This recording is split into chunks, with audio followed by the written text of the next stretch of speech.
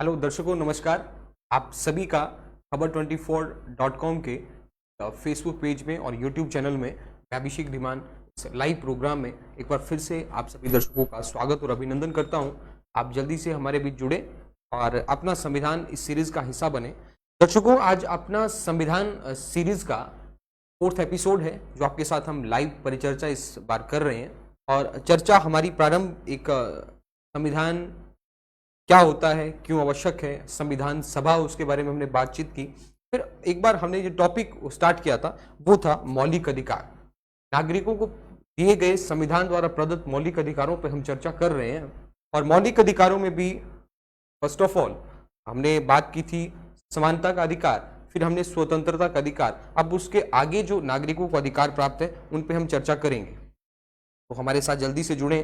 और मैं देख पा रहा हूँ यहाँ पर जो दर्शक हमारे साथ जुड़े हैं जी, शेफ अंकु जी नमस्कार, जो भी हैं आप सभी को बहुत बहुत नमस्कार। तो आप जहां भी हैं जल्दी से आ जाइए और शेयर करते रहें, शेयर कर दे जल्दी से।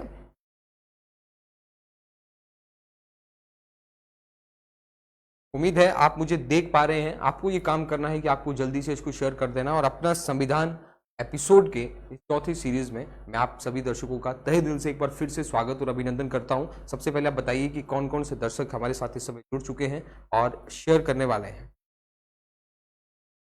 जी। यहाँ पे देख रहा हूं मैं लकी अमित जी हैं और रविंद्र कुमार, सुरिंदर सिंह, चक्षु शर्मा, अमित कुमार राजवंशी, नमस्कार। आप सभी को नमस्कार। और अपना संविधान सीरीज के तहत हम आज बात करेंगे अनुच्छेद 23 से लेकर के अनुच्छेद 30 तक।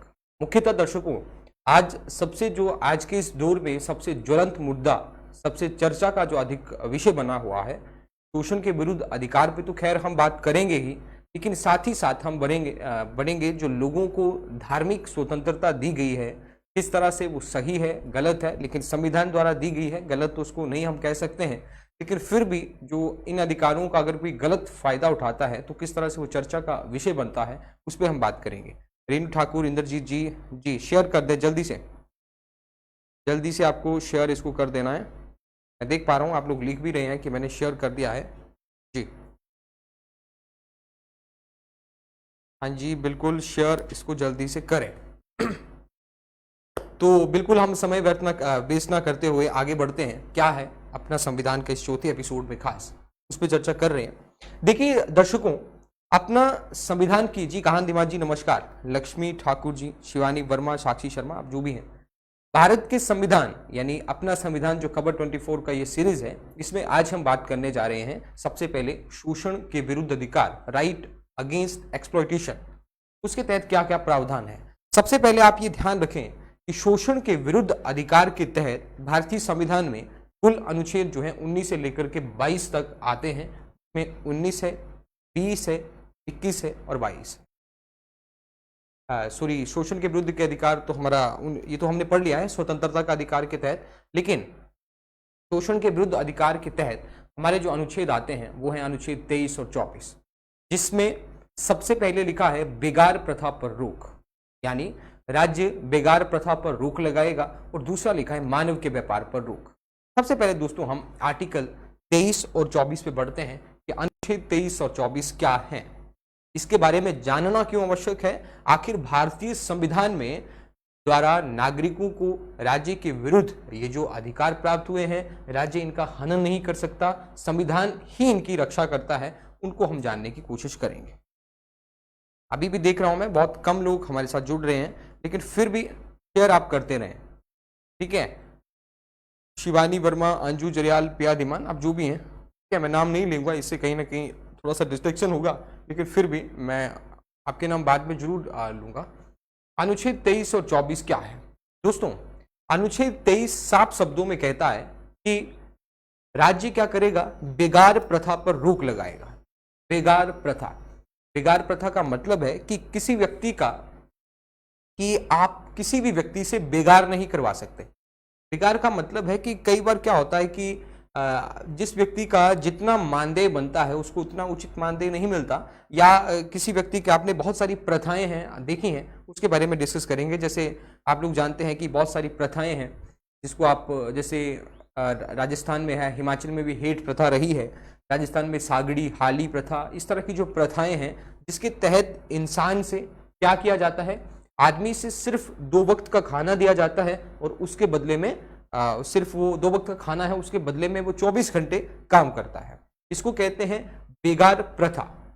ठीक है, बेगार प्रथा से आप किसी भी व्यक्ति से बेगार नहीं करवा सकते। दूसरी बात लिखी है, मानव के व्यापार पर रोक लगा दी गई है। संविधान के अनुच्छेद 23 के तहत 2 बातें लिखी गई हैं, एक बेगार प्रथा पर रोक, दूसरा लिखा है मानव के व्यापार पर रोक।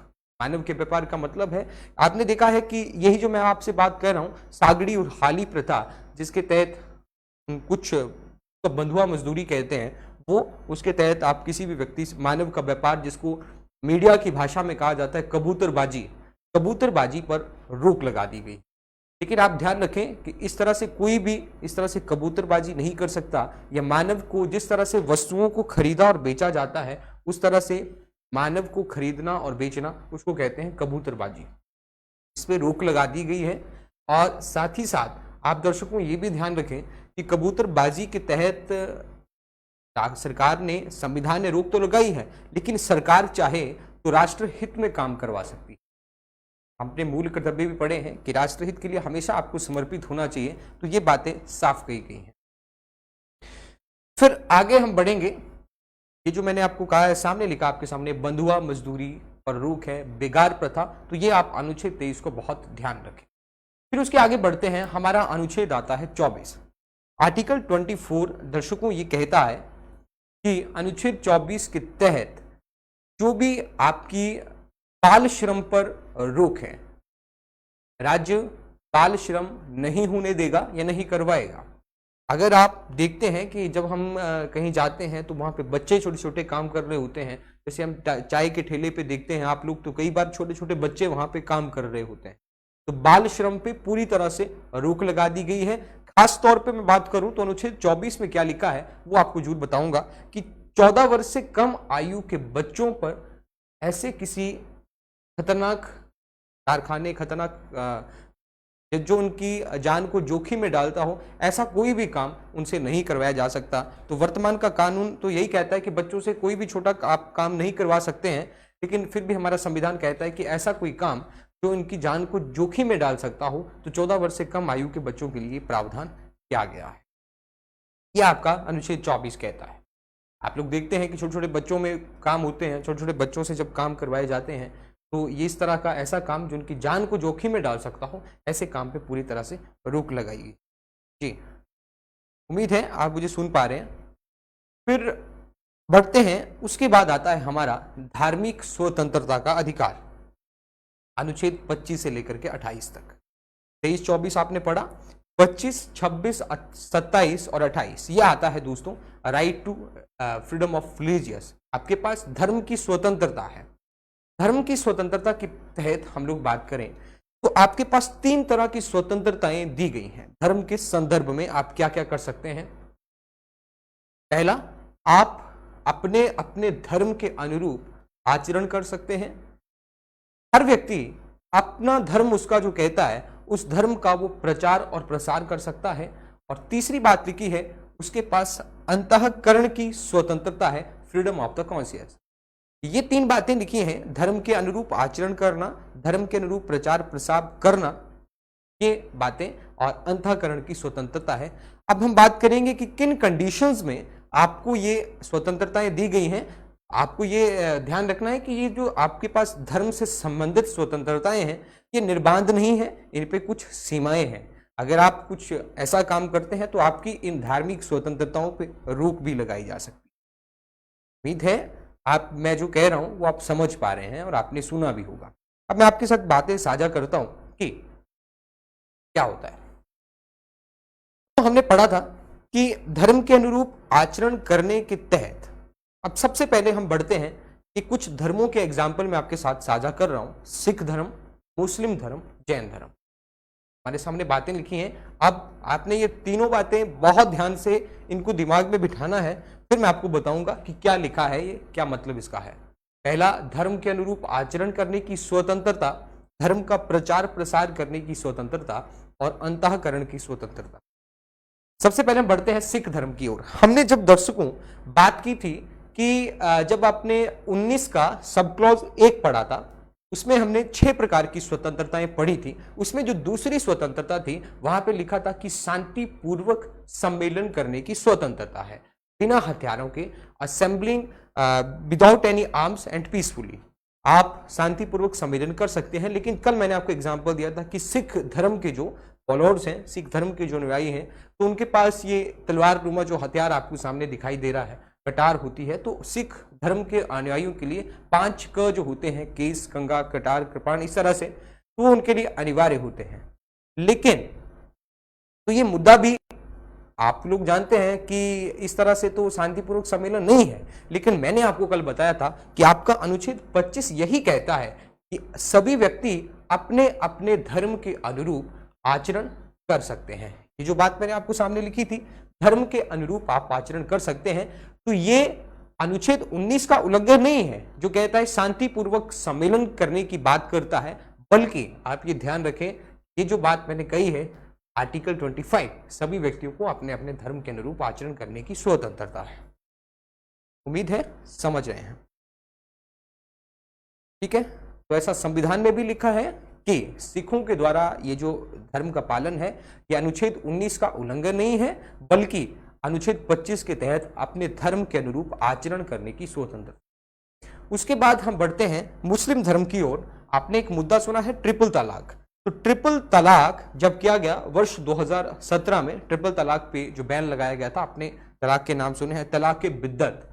तो ट्रिपल तलाक का जो ये मुद्दा था, तो इस्लाम धर्म के जो अनुयायी हैं या इस्लाम के जो समर्थक हैं या ट्रिपल तलाक के समर्थक हैं, तो उन्होंने भी इस संबंध में सुप्रीम कोर्ट में अपना अपील दायर की कि उनका इस्लाम तो यही कहता है कि ट्रिपल तलाक जो है ये उनके धर्म के अनुरूप आचरण है, तो इस पे आखिर प्रतिबंध क्यों? तो सही था, लेकिन क्या आपको लगता है, तो सुप्रीम कोर्ट ने अपनी जजमेंट में ये कहा कि जब मुस्लिम लोग जो वहां पे गए तो उन्होंने कहा था कि इसको धर्म के अनुरूप आचरण ही माना जाना चाहिए, ये ट्रिपल तलाक जो है। लेकिन आपने एक अनुच्छेद पढ़ा है 15, आर्टिकल 15, वो कहता है समानता के अधिकार की बात करता है, राइट टू इक्वालिटी। उसमें किसी भी व्यक्ति से उसके लिंग, जन्म स्थान के आधार पर हम भेदभाव नहीं कर सकते। तो ट्रिपल तलाक, सुप्रीम कोर्ट ने उस जजमेंट के बारे में कहा कि ट्रिपल तलाक जो है कि ये संविधान के खिलाफ तो है ही, साथ ही जो इस्लाम के बेसिक सिद्धांत हैं, ये ट्रिपल तलाक उसके भी खिलाफ है।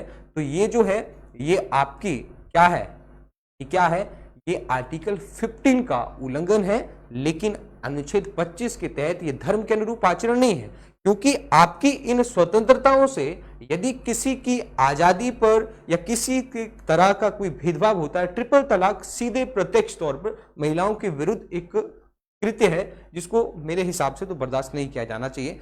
तो ये कहीं ना कहीं क्या है, तो ये धर्म के अनुरूप आचरण नहीं, इसको हम मान सकते।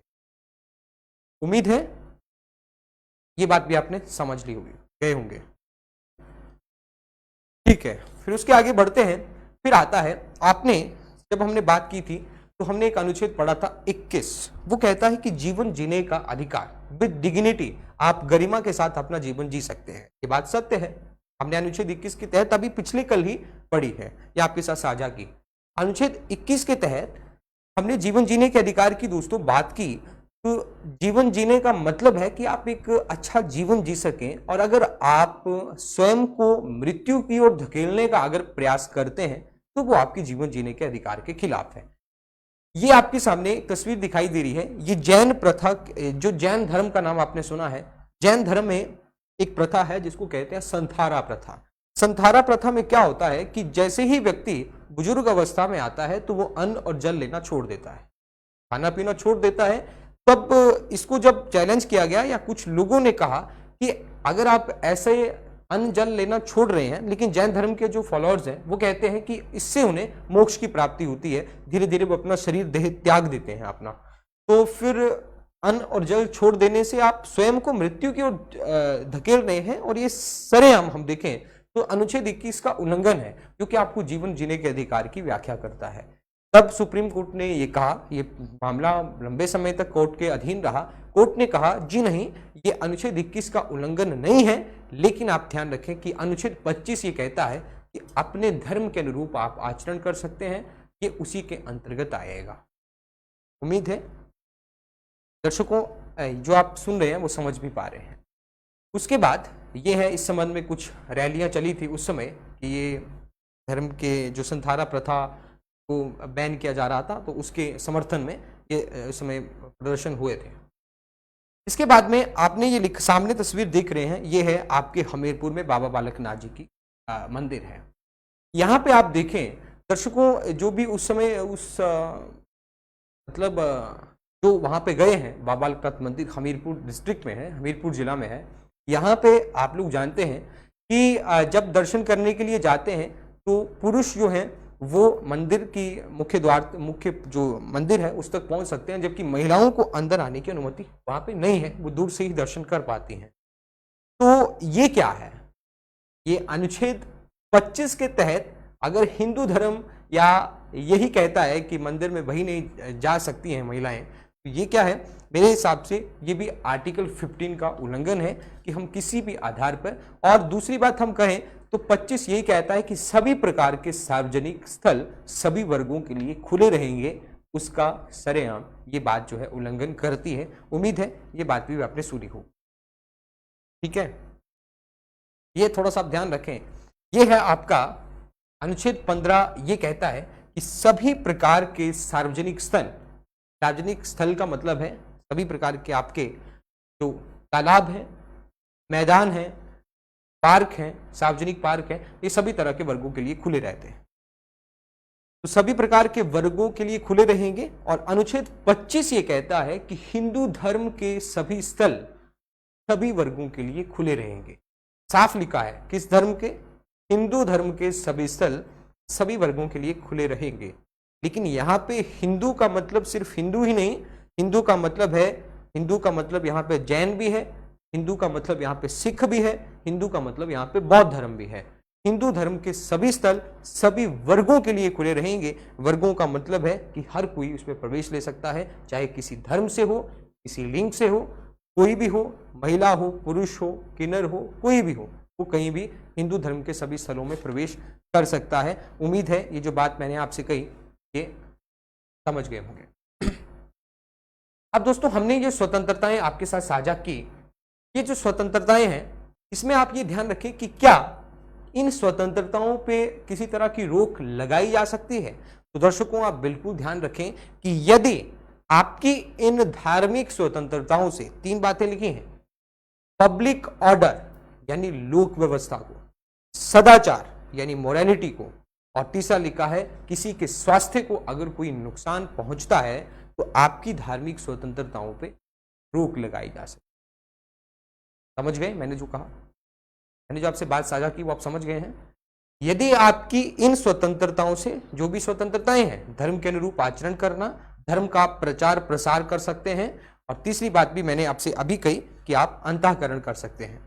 तो आपकी स्वतंत्रताओं से, बेशक आपके पास स्वतंत्रताएं हैं, लेकिन अगर लोक व्यवस्था, सदाचार और किसी के स्वास्थ्य को नुकसान पहुंचता है तो आपकी स्वतंत्रताओं पे रोक लगाई जा सकती है।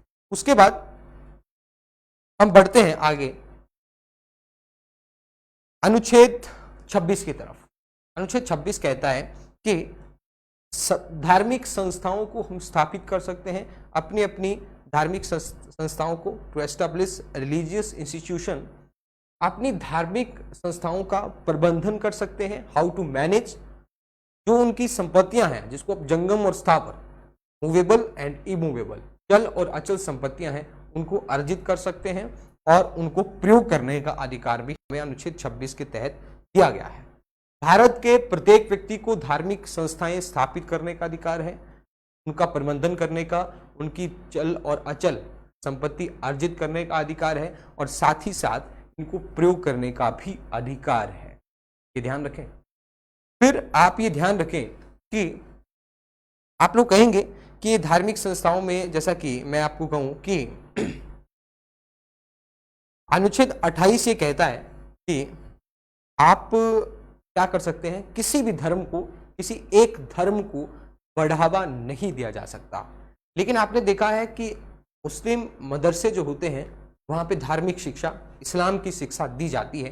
तो वो क्यों दी जाती है? आपके दिमाग में हमेशा ये प्रश्न आता है। तो आज हम चर्चा करेंगे कि संविधान में क्या स्थिति है इस संबंध में, संविधान क्या कहता है और इस्लाम क्या कहता है, और इस संबंध में जानने की थोड़ी सी कोशिश करेंगे। तो थोड़ा सब्र रखिए।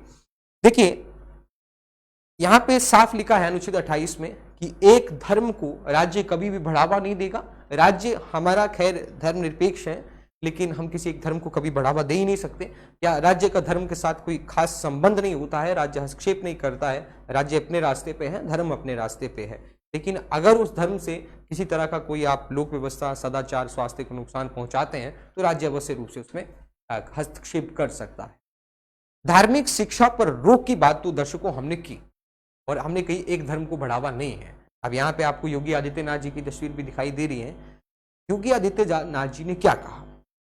सबसे पहले आप ये ध्यान रखें कि अनुच्छेद 28 कहता है कि धर्म को बढ़ावा नहीं दिया जाएगा, लेकिन सरकारी या धर्म के लिए स्थापित जो संस्थाएं हैं वो ऐसा कर सकती हैं, तो कोई रोक नहीं है। अब योगी आदित्यनाथ जी ने क्या किया कि ये आपके जो मुस्लिम मदरसे हैं उसमें राष्ट्रीय गान को अनिवार्य कर दिया। अब राष्ट्रीय गान को अनिवार्य किया तो इसको भी चैलेंज किया गया, लेकिन जब सुप्रीम कोर्ट ने इस संबंध में कहा कि राष्ट्रीय गान करना कोई आपके इस्लाम के खिलाफ नहीं हो सकता, ये तो हर एक नागरिक का एक संवैधानिक दायित्व है। ठीक है, ये आपको ध्यान रखना है। अब बढ़ेंगे थोड़ा सा अनुच्छेद 27 की तरफ, जो हमें अभी हम बात कर रहे हैं, एक धर्म को बढ़ावा नहीं और धार्मिक शिक्षा पर रोक। आखिर ये क्या कहता है? एक धर्म को बढ़ावा नहीं का मतलब है कि कोई भी राज्य है या किसी भी आप एक धर्म के लिए कोई ऐसा व्यक्ति नहीं है कि हम किसी नागरिक को ये फोर्स नहीं कर सकते कि सिर्फ एक धर्म को बढ़ावा देने के लिए वो किसी तरह का कोई भुगतान करे, किसी तरह का कोई टैक्स पे करे। तो इस पे पूरी तरह से प्रतिबंध, पूरी तरह से रोक लगाई गई है कि एक धर्म को बढ़ावा देने के लिए राज्य इस तरह से काम नहीं कर सकता। धार्मिक शिक्षा पर पूरी तरह से रोक लगा दी। फिर आपके दिमाग में जो मैंने आपसे बात कही, ये प्रश्न उठता है कि आखिर मदरसों में फिर इस्लाम की शिक्षा क्यों दी जाती है, और हमेशा ये ज्वलंत मुद्दा है, चर्चा का विषय है। अब इस पे बढ़ते हैं। हमारे संविधान का एक अनुच्छेद है 29 से लेकर के 30 तक, ये आते हैं शिक्षा और संस्कृति से संबंधित अधिकार भारत के नागरिकों को देते हैं। जी कांतिमान जी, मैं आपके प्रश्न का भी अवश्य जवाब देता हूं। अभी शिक्षा और संस्कृति का अधिकार अनुच्छेद 29 से 30 तक आता है। इसके तहत प्रत्येक अल्पसंख्यक को, देखिए जब देश आजाद हुआ, कठिन परिस्थितियों में हुआ, दो देश बने, धर्म के आधार पर विभाजन हुआ, और आप लोग जानते हैं एक इस्लामिक राष्ट्र बना पाकिस्तान और एक हिंदू राष्ट्र था जिसको भारत, हिंदुस्तान। लेकिन फिर भी उस समय भी हमारे देश में हिंदुओं के साथ साथ कुछ अल्पसंख्यक भी थे, माइनॉरिटीज भी थी। उस समय भी कुछ अल्पसंख्यक थे, आज भी हैं, पाकिस्तान में भी हैं। हालांकि हम इस बारे में बात नहीं करेंगे कि जो बाहर हैं उनका क्या हुआ, या आज भारत में उनका क्या हुआ, क्योंकि ये कई बार फिर थोड़ा सा मैं एक ऐसे सार्वजनिक ऐसे मंच से आपसे साझा कर रहा हूं, तो इन मुद्दों पे भी बिल्कुल मतलब गहराई पे तो हम इतना नहीं जा सकते हैं, या बहस नहीं कर सकते कि ये होना चाहिए नहीं होना चाहिए। संविधान क्या कहता है, हमारा मकसद ही अपना संविधान है, तो हम ज़्यादा आगे नहीं बढ़ेंगे। भाषा, जब हमारा देश आज़ाद हुआ तो भारत और पाकिस्तान दो राष्ट्र बने, और लेकिन उस समय भारत में अल्पसंख्यक थे और आज भी हैं। तो हमारे संविधान सभा में भी इस बात पे चर्चा होती रही कि जो अल्पसंख्यक हैं, आखिर उनकी जो अपनी भाषा है, उनकी जो कल्चर है, उनकी जो लिपि है, उनकी जो पोशाक है, उनका जो अपना एक नेचर है, कल्चर है, संस्कृति है, उसको कैसे आप निश्चित कर पाओगे कि वो अपनी संस्कृति का उनसे छेड़छाड़ नहीं होगी। तब हमारे संविधान निर्माताओं ने एक अलग से मौलिक अधिकार बनाया, शिक्षा और संस्कृति का अधिकार। शिक्षा और संस्कृति का जो अधिकार बनाया वो साफ कहता है, मैं आपको बताता हूं कि शिक्षा और संस्कृति का अधिकार क्या है। बेसिकली दर्शकों, ये अल्पसंख्यकों से जुड़ा हुआ है। अब अल्पसंख्यक कौन लोग होंगे वो मैं आपका बताता हूं। तो संविधान निर्माताओं ने इस संबंध में पहल की कि जो अल्पसंख्यक हैं उनके अधिकारों को सुनिश्चित किया जाए कि वो अपने अधिकारों के लिए, या जो अपनी संस्कृति को बचाए रखने के लिए, अपनी लिपि को बचाए रखने के लिए क्या कर सकते हैं। पहला लिखा है सभी अल्पसंख्यकों को अपनी भाषा, लिपि, संस्कृति बनाए रखने का अधिकार है। और सभी अल्पसंख्यकों को क्या है, अपने शिक्षण संस्थानों को स्थापित करने और उनका प्रबंधन करने का अधिकार है। हमने अनुच्छेद 28 पढ़ा दर्शकों, हमने अभी अनुच्छेद 28 पढ़ा, उसमें मैंने क्या कहा कि एक धर्म को बढ़ावा नहीं और साथ ही साथ धार्मिक शिक्षा पर रोक। फिर आप कहेंगे मदरसों पर इस्लामिक शिक्षा क्यों दी जाती है, तो मदरसों को इस्लामिक शिक्षा इसीलिए दी जाती है on the basis of article 30 of the Indian constitution. भारतीय संविधान का अनुच्छेद 30 ये कहता है कि सभी माइनॉरिटीज को अपनी भाषा, लिपि और संस्कृति बनाए रखने का अधिकार है और उन शिक्षण संस्थानों को स्थापित करने और उनका प्रबंधन करने का अधिकार है। यही article 30 is the constitutional base of providing Islamic education on madrasa. उम्मीद है समझ पा रहे हैं। ये विनोद कुमार जी बहुत बहुत धन्यवाद। ठीक है, तो अनुच्छेद 28 तो मना करता है, लेकिन अनुच्छेद 30 कहता है। अब प्रश्न आपका ये उठता है कि भारतीय संविधान का कौन सा अनुच्छेद है जो कि अल्पसंख्यकों को परिभाषित करता है। अनुच्छेद 30 दर्शकों साफ कहता है कि अल्पसंख्यक तो भारत के संविधान में कहीं भी परिभाषित नहीं है। सुप्रीम कोर्ट में ये मुद्दा चला है, उन्होंने भारत सरकार से पूछा है कि आप अल्पसंख्यकों का निर्धारण कैसे करेंगे कि अल्पसंख्यक भारत में कौन है। तो अल्पसंख्यक में सुप्रीम कोर्ट ने या सरकार ने खैर अभी तक इस मामले में नहीं कहा है कि आप लोग जानते हैं, लेकिन सुप्रीम कोर्ट ने अपनी सुप्रीम कोर्ट की जो रूलिंग है वो ये कहती है कि भारत में ऐसे लोग जिनकी जनसंख्या, ऐसे लोग हैं जिनकी जनसंख्या 50% से कम है, वो सभी अल्पसंख्यक आएंगे। इसका मतलब साफ हुआ। अब कैसे आप डिसाइड करेंगे कि किनकी जनसंख्या है, तो वो तो साफ है। इस समय भारत में 70-80% जनसंख्या हिंदू वर्ग की है, इसलिए हिंदू जो है वो अल्पसंख्यक नहीं है, वो बहुसंख्यक है और बाकी जो कम्युनिटीज हैं वो अल्पसंख्यक में आती हैं। तो वो सभी अल्पसंख्यक क्या कर सकते हैं, अपनी भाषा, लिपि और संस्कृति बनाए रख सकते हैं और अपनी जो उनको अल्पसंख्यकों में शिक्षण संस्थानों को, अपने शिक्षण संस्थान जो मदरसा है उसी के तहत स्थापित है और इस तरह से वो अपनी एजुकेशन दे सकते हैं, क्योंकि उनको यह अनुच्छेद 30 के तहत अधिकार दिया है। अब आपके दिमाग में प्रश्न ये आएगा कि आखिर हिंदुस्तान में हो सकता है हिंदू बहुसंख्यक हो, लेकिन आप लोग जानते हैं कि उत्तर प्रदेश भी एक ऐसा जिला है या उत्तर पूर्व नॉर्थ ईस्ट के बहुत सारे राज्य ऐसे हैं जहां पे हिंदू अल्पसंख्यक हैं। जी हाँ, हिंदू अल्पसंख्यक हैं। यूपी के कुछ जिलों में मुस्लिम बहुसंख्यक हैं। तो फिर ऐसा क्यों हो सकता है? इसके लिए प्रावधान किया जाए, खूबसूरत प्रावधान किया जाए, कम से कम डिस्ट्रिक्ट लेवल पे तो किया जाए, उन अल्पसंख्यकों का निर्धारण किया जाए, क्योंकि यही बात सामने आती है। आपने एक 30A आर्टिकल पढ़ा है, अनुच्छेद 30 का सब क्लॉज ए, वो कहता है कि हिंदू, अक्सर ये विवादों में सामने आया या इस समय जो रूलिंग पार्टी है उन्होंने भी कई कहा कि 30A ये कहता है कि हिंदू अपनी एजुकेशन नहीं दे सकते। वास्तव में 30A में ऐसा नहीं लिखा है कि हिंदू नहीं कर सकते, लेकिन बहुसंख्यकों को ऐसा करने पर रोक लगाई गई है। और बहुसंख्यक का मतलब साफ है, भारत में सिर्फ हिंदू ही बहुसंख्यक हैं, बाकी कोई भी नहीं है। वास्तव में ऐसा नहीं लिखा है, मतलब तो इसका वही हुआ, लेकिन जो बात संविधान में लिखी है वो मैं आपसे साझा कर रहा हूं। तो ये ऐसी बात लिखी है। अब आप लोगों में से प्रश्न आ रहे होंगे तो आप जरूर पूछिए कि ये किस तरह का। 7 से 8 स्टेट ऐसे हैं जिनमें हिंदू अल्पसंख्यक हैं। जी हेम सिंह धरवाल, अब आपके मैं थोड़े कमेंट्स जरूर देखूंगा। जी जी कांतिमान जी, अनुच्छेद 30 यही कहता है कि सभी अल्पसंख्यकों को अपनी एजुकेशनल इंस्टीट्यूशन और उनका प्रबंधन करने का अधिकार है। अब यही अनुच्छेद 30 और अनुच्छेद 30A में अंतर था। 30 बात करता है कि अल्पसंख्यकों को क्या कर सकते हैं, शिक्षण संस्थानों को स्थापित कर सकते हैं, उनका प्रबंधन कर सकते हैं, उनको मैनेज कर सकते हैं अपने हिसाब से।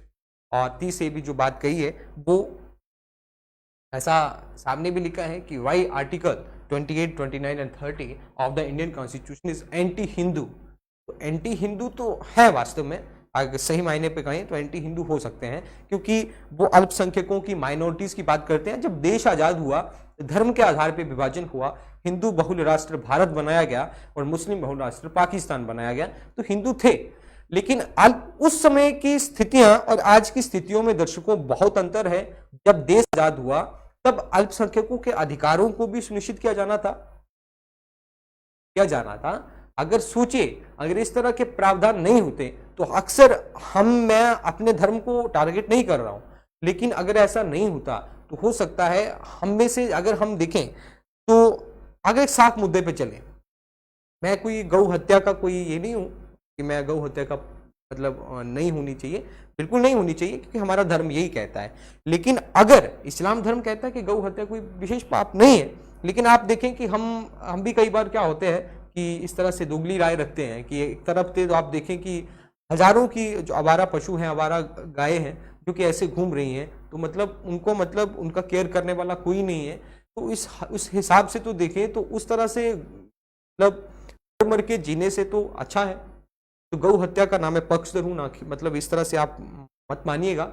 लेकिन अगर हम हिंदू बहुल में क्या होगा कि हम अपने ही सिद्धांतों को किसी और से दूसरे धर्म पे थोप देंगे, तो ये कहीं ना कहीं लोकतंत्र के खिलाफ हो जाता है। आप समझ रहे हैं मैं क्या कह रहा हूं? तो उनके अधिकारों को सुनिश्चित करने के लिए उस समय जो अल्पसंख्यक थे उसके तहत ये आर्टिकल जोड़े गए थे, that is 28, 29 and 30। Kanta Kashyap, Alka Chaudhary, Varsha Pundir, Vinta Sharma ji. अच्छा, तो फिर आपसे आज विदा लेते हैं। गुड इवनिंग जी, नीलम जी, कांता कश्यप जी, जो भी देख रहे हैं आप सभी को गुड इवनिंग और नमस्कार। भारतीय संविधान के इस चौथे एपिसोड आज यहीं समाप्त होता है। हम मिलते हैं हमारी नेक्स्ट सीरीज में, का नाम है अपना हिमाचल, और अपना हिमाचल के क्विज शो में आपसे मिलते हैं। आप खबर 24 को फेसबुक, यूट्यूब, ट्विटर और इंस्टाग्राम पे जरूर फॉलो करें। तो बहुत बहुत धन्यवाद दर्शकों हमारे साथ जुड़ने के लिए, और मिलेंगे हम अपना हिमाचल शो में। Thank you very much.